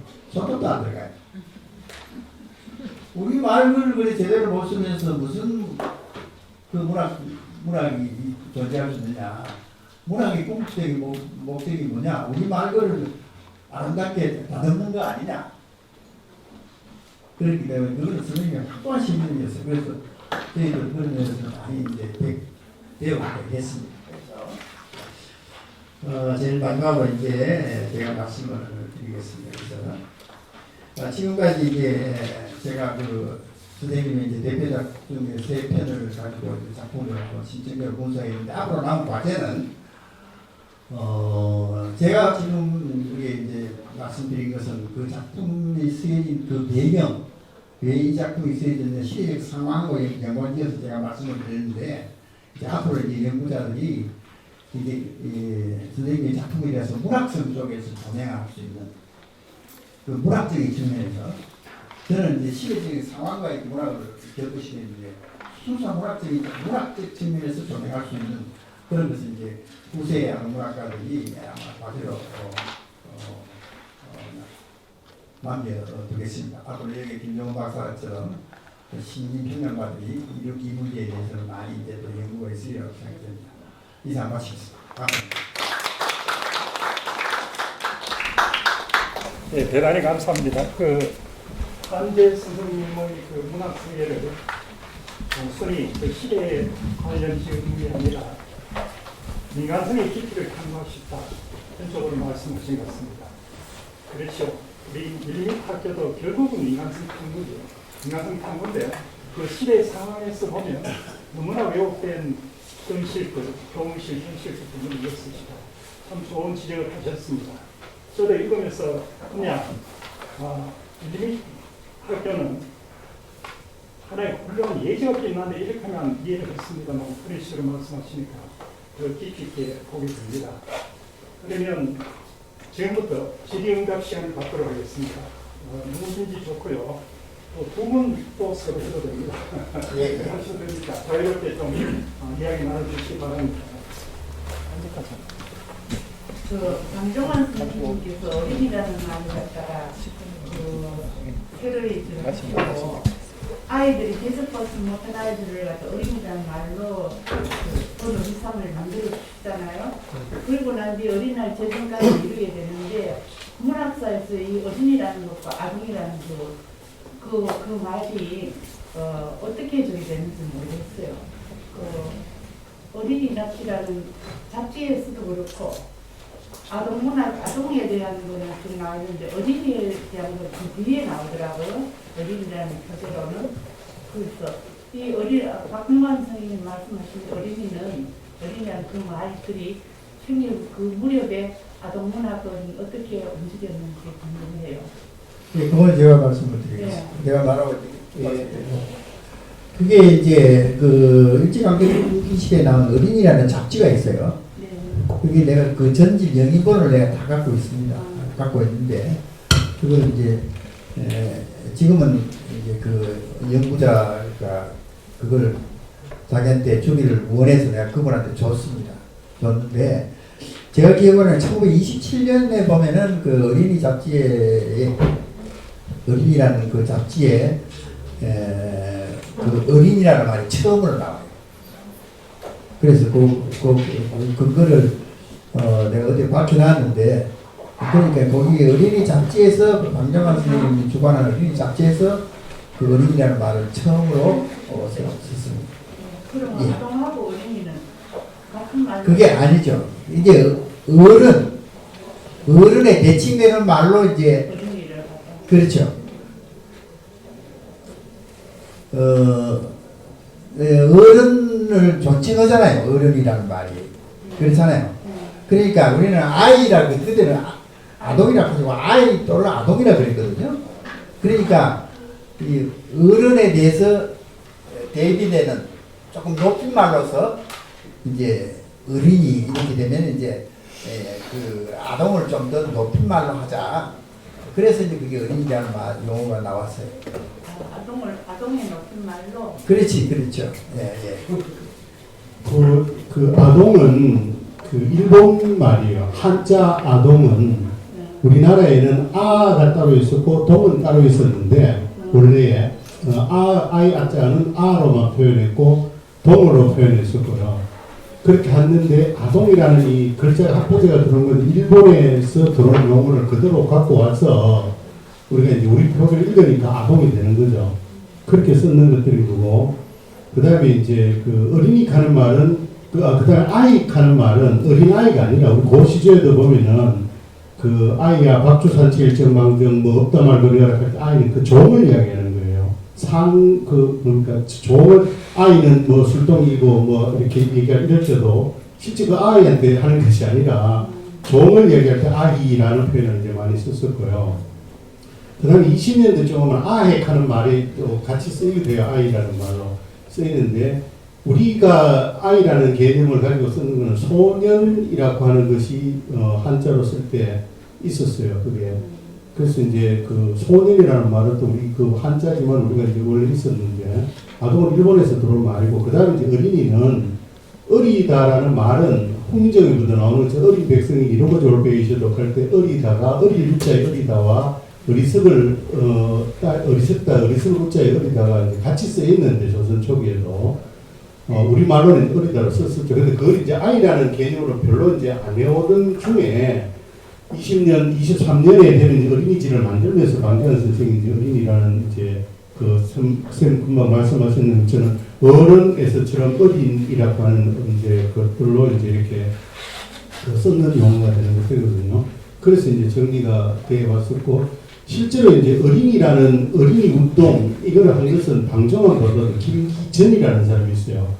카프 작가 김기진 말고 김기전이라는 사람이 소년 운동, 어린이 운동을 했거든요. 그러니까 어린이와 소년이라는 말이 20년대에서 30년대 사이에 계속 쓰여요. 그래서 아까도 제가 소년 운동, 소년의 이런 말을 그냥 썼었는데 아동카는 말은 일본에서 들어온 말이라고 이제 보시면 되는 거고. 근데 지금 이제 뭐 문학 잡지 중에 어린이와 문학 이런 잡지가 있기도 하고 어린이 문학 이렇게 표현하는 쪽도 있는데 그 이제 의도적으로 일본 표기인 아동이라는 말을 이제 안 쓰려고 하는 상황에서 어린이라는 말을 의도적으로 쓰는데 그냥 최근에는 이제 우리가 동화도 이런 말이거든요. 동화도 그대로 와서 일본 표기로 안 하고 우리가 한글을 읽을 때 동화로 우리 소리를 읽어서 그런 거기 때문에 거기에 대한 어떤 특별한 그 의식을 하지 않고 아니면 못하고 그냥 아동 어린이를 이제 같이 써와서 이제 돼 있는 건데 뭐 그렇게 지금 혼동되는데 또 하나 특이하다는 건 좀 웃기는 거는 그 이재철 교수가 만드는 그 한국 아동문학 학회 말고 그 원정찬 교수하고 그 2000년대 와서 만드는 한국 아동 청소년 문학학회가 있어요.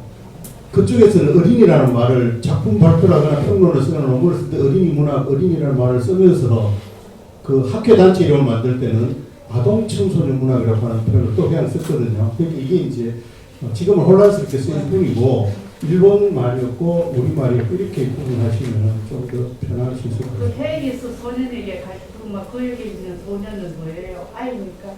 그러니까 이제 아까 얘기했는데 그때 당시는 우리 옛날 개그 콘서트 이런 데 개그 프로에 오서방은 그 선생보다도 나이가 더 많고 아마 선생들 같은 경우도 19살에 발령을 받아 학교 가면은 학생이 나이가 더 많은 학년기를 못 맞춰냈으니까 우리가 당시에. 그래서 이랬을 때 그 1900년대 소년은 이제 그 계몽하는 신지식인 세대를 소년이라고 이렇게 이제 지칭한 거죠. 이제 그렇게 지칭했기 때문에 지금 우리가 얘기하고 있는 어린이 아동의 학년기에 맞는 13세 이하 뭐 이런 어떤 그 연령 개념으로서의 아이하고는 다른 개념으로 이제 보는 게 대체입니다. 예, 또 다른 질문 있습니다. 질문도 좀 짧게 하시고 답변도 좀 짧게 해주시고. 저는 질문이기보다는 소감입니다. 아까 그 우리 김종환 선생께서 그 이종택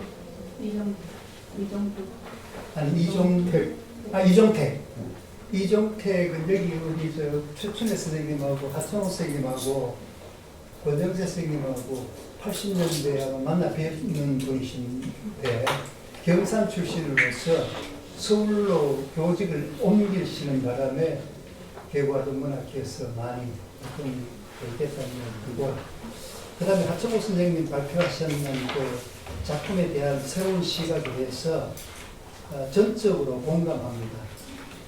그런데 그 내판자본이라는 게 거대한 자본이 이렇게 위대한 자본을 잠식하는 수단으로서 맨 처음에 이렇게 그 공짜로 준다든지 쉽게 준다든지 뭐 이런 수단을 해서 나중에는 다 끌고 모으면서 결국은 자본뿐만 아니라 인간성까지도 흡수해버리는 노예화하는, 정신적인 노예화하는 그런 건데, 정휘창 선생님께서 그 우리 문인들 모임에서 언제 한번 그런 말씀하셨습니다.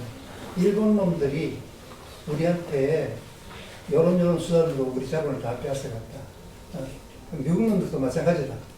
그 다음에 대기업이 그 큰 자본을 이용해서 자유를 하는 것도 마찬가지다. 그래서 속지 마라라는 것에는 공감하는데 요것도 10% 정도는 내판 자본 성격을 그 문제점을 정의장 선생님이 지적을 해주셨다고 제가 분명히 들었습니다. 그 다음에 우리가 감주 맛을 단맛이라고 하는데 그 단맛 속에는 90%의 단맛이 있는가 하면은 10%의 짠맛이나 또 다른 1%의 또 다른 맛도 감이 있을 겁니다. 그래서 하충호 선생님께서 단맛 90%를 지적해 주셨고, 뭐 매판 자본이라든지 또 뭐 이렇게 AI는 전혀 배제하지 말자. 그 제목부터가 밀리미터 이렇게 자로 잰 듯한 과학 기계에 너무 속지 말자. 너무 의존해서는 안 된다.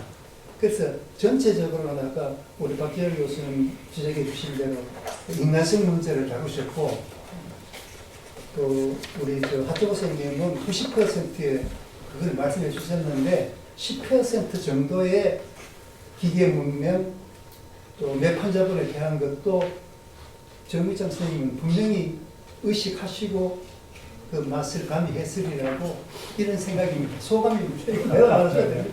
감사합니다. 또 다른 질문. 예. 저는 뭐 아동문학에 잘 모르는데 그게 저는 이제 듣고 보니까 아동문학을 하면 아동이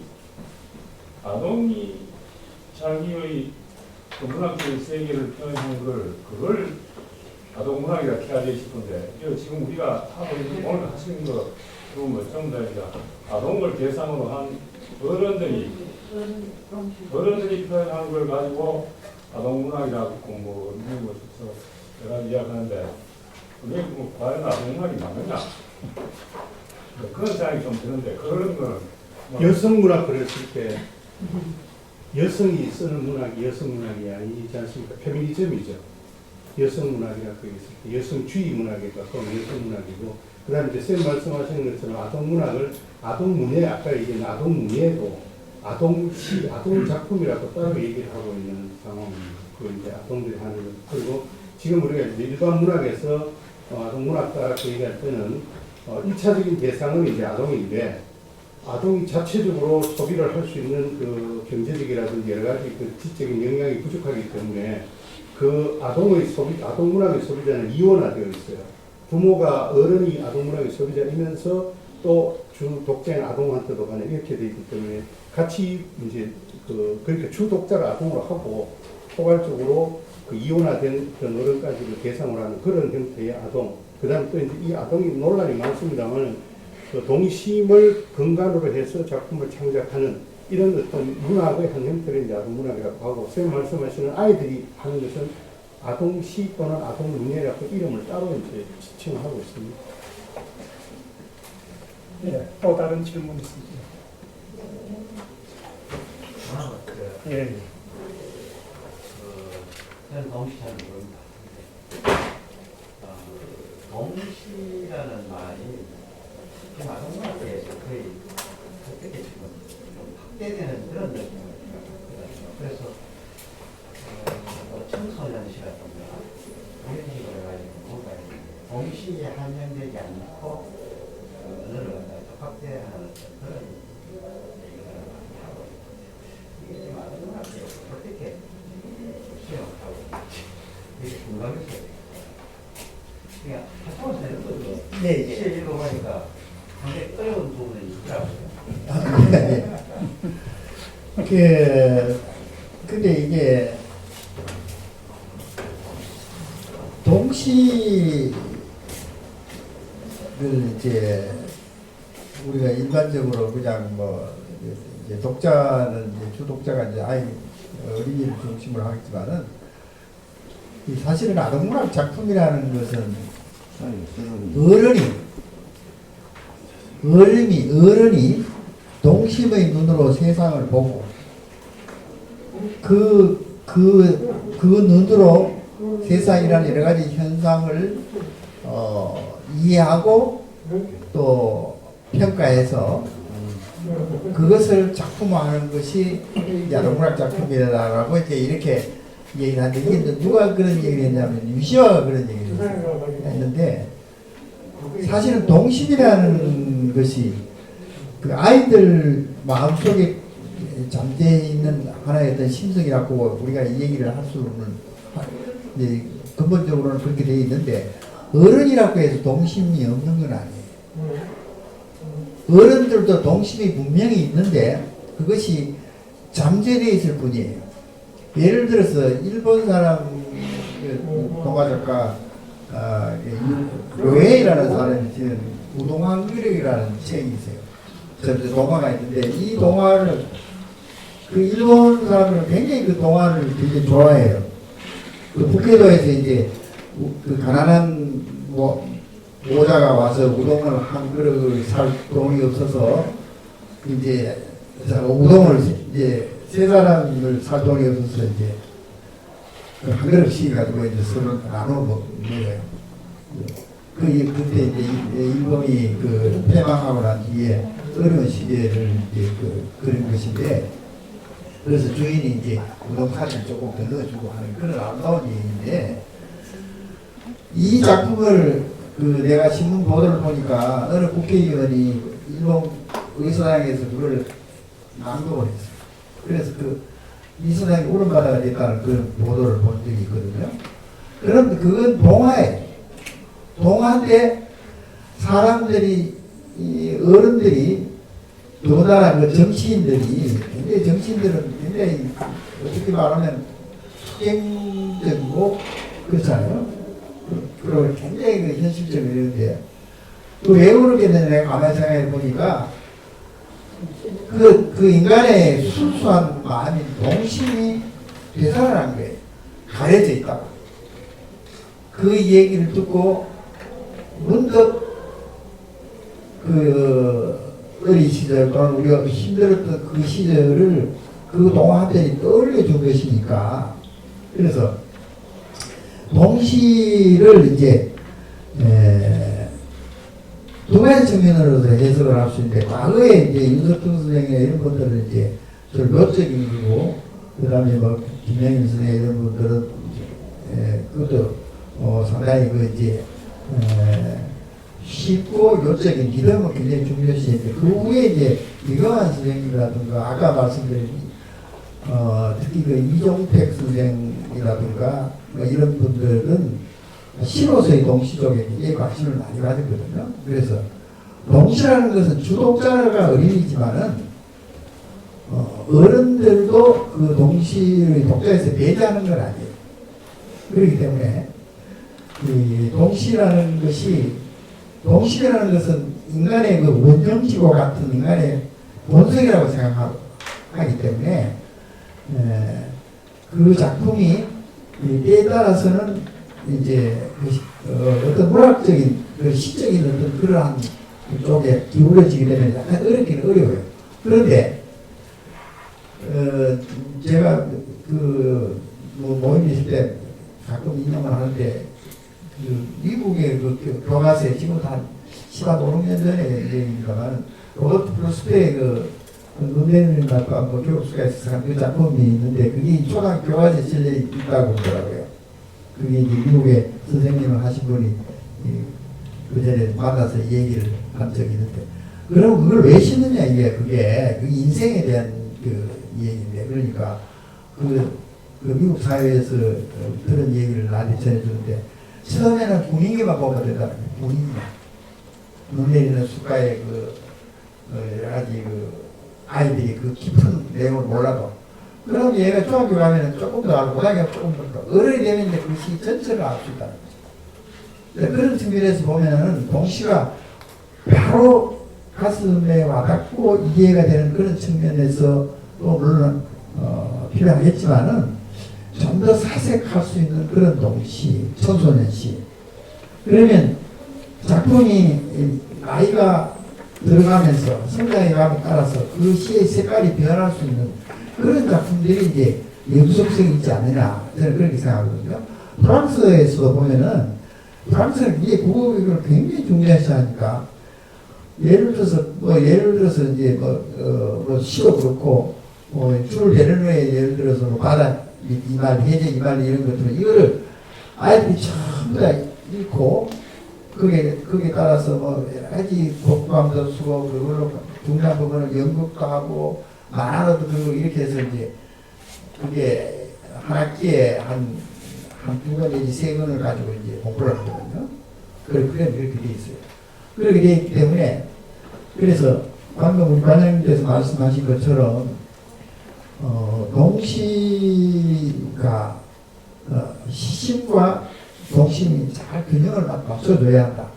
문학성도 어느 정도 충족하면서 동심도 반영해야 되는 그런 어떤 양서류와 같은 물과 붓을 다 아우를 수 있는 그러한 작품이 결국은 생명이 있는 동시가 될 수 있다. 저는 그렇게 생각하거든요. 이 얘기 좀 장황해서 미안합니다. 네, 감사합니다. 마지막으로 꼭 한 번만 더 받고 다시 듣겠습니다. 그만하겠어. 네, 그렇으면 제가 한마디 하고 마치도록 하겠습니다. 제가 그 한재 선생님과 4년간 같이 근무를 했습니다. 이영창 선생님, 조장 선생님도 계셨고, 박일술 선생님, 정재호 선생님도 같이 계셨고, 오상태 선생님, 이강은 선생님 같이 계셨습니다. 그때 분위기가 천문학계 분위기가 아니었나 싶어요. 저는 일본은 등단회가 있었고 일본은 등단하지 않았는데 참 자유로웠습니다. 아까 수직적으로 교장이 정권을 행사하는 그런 분야가 전부 다 판이었습니다. 그때 제가 한재 선생님을 배웠는데 그때부터 그러니까 상당히 72년도에 제가 처음 배웠으니까 오래됐는데 이분은 제가 보기엔 선비예요. 한마디로 선비입니다. 아까 정조로한테 가학을 하셨다는 이런 말을 하셨는데 아마 그럴 겁니다. 선비가 뭡니까? 성, 경, 충, 효 이 네 가지 추구하면서 인격 보여하는 거 아닙니까? 이분 그랬어요. 충 뭐였습니까? 한국 사람이셨습니다. 다른 말 고문말 쓰기를 하셨습니다. 효로 가지고 아주 엄격한 어떤 우리 육아의 그 예절을 지키셨습니다. 그 다음에 성경은 태도인데 성경 태도 그렇죠. 성과 경의 태도를 늘 가지고 계셨습니다. 그래서 이분이 썼는 그 동화는 역시 선비가 쓰는 동화가 아니거든요. 우리 전통의 선비가 쓰는 동화다 이런 생각을 해봤어요. 그래서 오늘 이 세미나는 우리 한재 스님 연구의 첫 장이고 시작입니다. 오늘 많은 문제가 좀 나왔으면 좋겠습니다만 아마 나올 겁니다. 이번에 대해서 어떻게 연구해야 될 것인가. 저는 한 가지 예로서 이렇게 우리말 사랑을 하신 분의 언어는 과연 어떻게 쓰여졌는가를 집중적으로 연구할 필요가 있다. 이분만큼 우리말을 정확히 쓴 분은 없을 겁니다. 이분은 저도 많이 배웠어요. 여기 사람들 개사돈 그게 무슨 말인지 몰랐어요. 나중에 표정만 개사돈이거든요. 그래서 역시 한재 스님은 배웠어요. 그래서 이것이 한재 스님 연구의 시초가 됩니다. 이 점만 좀 명심해 주시면 고맙겠다는 그런 생각이 듭니다. 오늘 장시간 경청해 주시고 또 참여 대단히 감사합니다. 특별히 이 김종원 교수와 하청원 스님에게 감사드리며 큰 박수 한번 보내드립니다.